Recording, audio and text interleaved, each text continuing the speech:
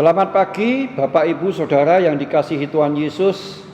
Puji Tuhan, hari ini kita berjumpa kembali dalam sarapan pagi rohani, Saudara. Pagi ini saya akan ambil satu tema tentang fokus, Saudara. Memang di dalam setiap kehidupan kita, pribadi kita, setiap orang itu memiliki fokus yang berbeda-beda. Fokus hidup yang berbeda-beda, Saudara. Mungkin kita yang masih masa-masa sekolah, baik itu pelajar, baik itu mahasiswa, mereka memfokuskan hidup mereka untuk belajar, Saudara. Mungkin bagi yang lain, petani mungkin, Saudara, mereka memfokuskan keadaan cuaca, bagaimana melihat hasil pertaniannya, Saudara, yang ada kaitan dengan pertanian, Saudara. Nah, hari-hari ini kita difokuskan, bahkan bukan cuman kita, dunia lagi melihat satu titik fokus tentang perang antara Rusia dan Ukraina, Saudara. Bahkan bukan cuman lokal Indonesia, seluruh televisi dunia pun menyorot tentang perang kedua negara ini, Saudara. Setiap negara memiliki argumen masing-masing. Setiap televisi memanggil para ahli perang, Saudara. Mereka memberikan ulasan-ulasan dan lain sebagainya. Jadi mata seluruh dunia fokus kepada perang Ukraina dan Rusia. Masa ini belum lewat, Saudara. Ada satu lagi fokus yang kita lagi baru saja selesai acaranya, yaitu tentang MotoGP di Mandalika, Saudara. Tentunya dengan kontroversinya yang sedemikian menjadi pembicaraan publik, yaitu tentang pawang dan lain sebagainya, Saudara, ya. Baik itu mungkin pembiayaan yang juga menjadi satu pembicaraan. Bahkan mungkin pemberitaan MotoGP-nya ini kalah dengan pemberitaan dengan adanya pawang hujan, dengan gayanya yang memutar tangan begini lagi melegenda di dunia, Saudara. Banyak sekali mereka yang menirukan gerakan-gerakan pawang ini, Saudara. Dan saya tidak akan membahas masalah itu, Saudara. Ini adalah fokus-fokus yang sedang dunia arahkan, Saudara. Tetapi bagaimana dengan kita sebagai anak Tuhan? Apa fokus hidup kita, Saudara? Apa yang menjadi prioritas yang harus kita kerjakan, Saudara? Mari kita sama-sama baca di dalam Ibrani 12 ayat yang kedua. Ibrani 12 ayat yang kedua. Saya akan bacakan. Marilah kita melakukannya dengan mata yang tertuju kepada Yesus, yang memimpin kita dalam iman dan yang membawa iman kita itu kepada kesempurnaan, yang dengan mengabaikan kehinaan tekun memikul salib, ganti sukacita yang disediakan bagi Dia yang sekarang duduk di sebelah kanan tahta Allah, Saudara. Ibrani ini mengatakan bahwa kita hendaknya fokus, mata kita tertuju kepada Tuhan Yesus, Saudara.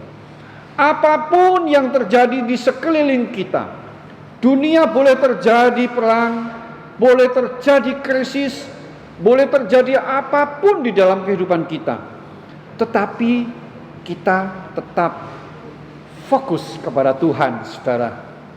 Kenapa? Kalau kita fokus kepada Tuhan Yesus, maka kasih setia Tuhan, kemuliaan Tuhan itu ada melingkupi kita, Saudara. Kasih Tuhan itu tidak akan jauh dari kehidupan kita, Saudara.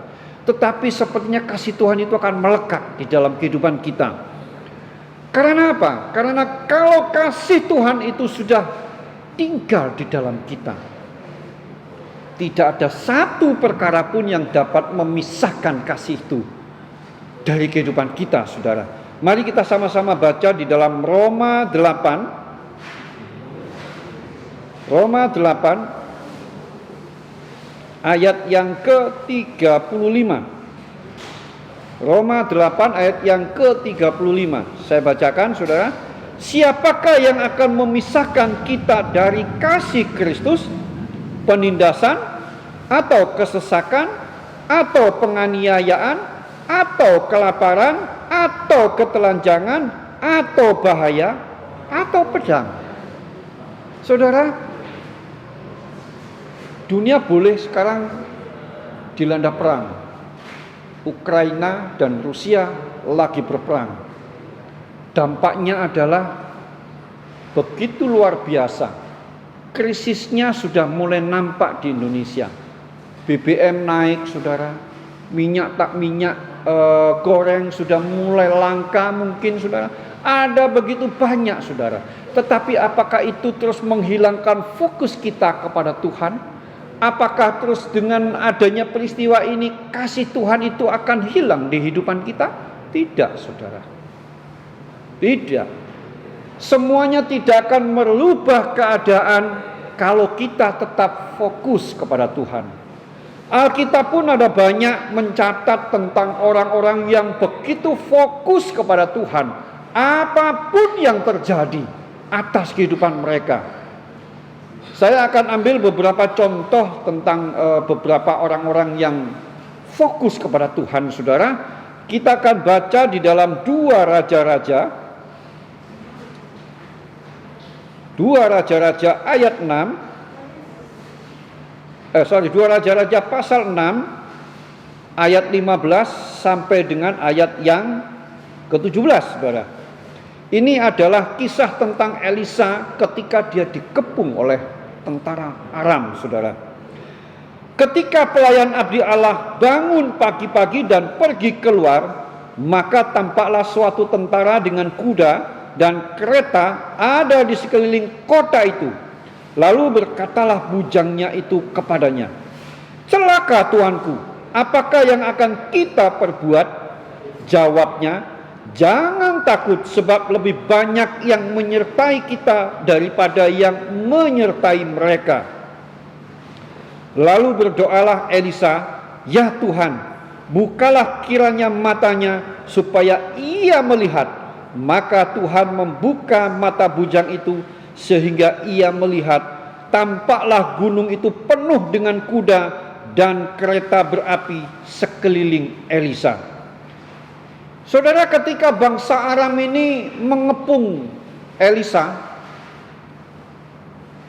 bujangnya kemudian ketika bangun pagi-pagi, saudara, bujangnya ini melihat sekeliling di rumah sekitar Elisa ini sudah dikepung dengan ribuan tentara, saudara, untuk menangkap Elisa, mungkin hidup atau mati, saudara. Bujangnya ini ketakutan, penuh dengan kekhawatiran. Kemudian dia melapor kepada Elisa, "Celaka tuanku, celaka tuanku." Apa yang harus dikerjakan? Tetapi Elisa dengan santainya berkata, saudara, "Jangan takut, sebab lebih banyak yang menyertai kita daripada menyertai mereka," saudara. Kenapa? Karena mata Elisa tertuju kepada Tuhan. Dia tidak mengkhawatirkan apa yang akan terjadi atas hidupnya. Dia tidak mengkhawatirkan keadaan sekelilingnya. Karena apa? Karena Elisa percaya Tuhan itu lebih besar dari apa yang akan dia hadapi, saudara. Elisa percaya apa yang dia hadapi pasti adalah satu kemenangan. Kenapa? Karena mata Elisa fokus tertuju kepada Tuhan, saudara. Saudara, ada satu ilustrasi, saudara. Ketika di rumah saya ini ada 2 pohon belimbing, saudara ya. Saya taruh di wadah pot yang cukup besar. Pot itu dari ember, saudara ya. Ketika belimbing ini pohon belimbing mengeluarkan bunga, saudara, itu saya perhatikan banyak sekali lebah yang datang, saudara. untuk menghisap bunga belimbing itu, menghisap sari madunya, saudara. Tetapi pada saat pohon ini tidak mengeluarkan bunga, saudara, tidak ada lebah sama sekali. Kenapa bisa begitu? Karena lebah ini fokus untuk mencari bunga, untuk dia hisap. Padahal saya lihat sekelilingnya tidak ada yang namanya rumah lebah, itu nggak ada, saudara. Rumah lebahnya dimanapun saya juga tidak tahu. Tetapi herannya, yaitu pada saat pohon belimbing saya berbunga, ada banyak lebah datang, saudara. Nah, inilah yang harus terjadi pada kehidupan kita. Kita harus fokus kepada Tuhan. Jangan menoleh ke kanan maupun ke kiri.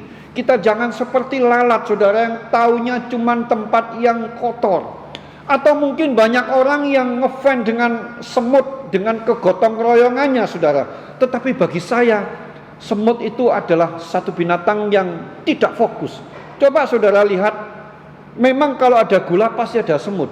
Tetapi coba kita perhatikan ada bangkai kecil, saudara. Maka semut pun akan menarik bangkai ini untuk ditarik mungkin ke liangnya, saudara. Tetapi beda dengan lebah. Ketika lebah ini menghisap madu, dia akan menghasilkan sesuatu yang baik, saudara. Ada satu lagi, saudara, yaitu tentang Raja Daud, saudara. Ya, saudara, kita bisa baca sama 1 Samuel 17 ayat 40 sampai 58. Bagaimana Daud ini mengalahkan Goliat yang tubuhnya begitu besar. Daud begitu kecil, saudara, tetapi Daud pun tidak takut. Meskipun dia sebelumnya dilecehkan oleh Saul, saudara. Bisakah kamu mengalahkan Goliat yang sudah punya pengalaman perang berkali-kali, sedangkan Daud tidak punya pengalaman?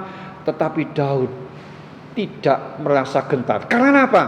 Karena dia percaya Tuhan menolong hidup Daud, sehingga Daud mengalahkan Goliat. Daud akhirnya memenggal kepala Goliat, saudara. Begitu pula dengan kehidupan kita. Dengan perkara yang besar di hadapan kita pun, kita jangan takut, kita jangan gentar. Asal kita fokus kepada Tuhan, percayalah, kita adalah umat pemenang dan kita akan menjadi umat kepunyaan Allah yang luar biasa. Terima kasih, saudara. Inilah renungan firman pagi hari ini, kiranya akan menjadi berkat kita semua. Tuhan Yesus memberkati.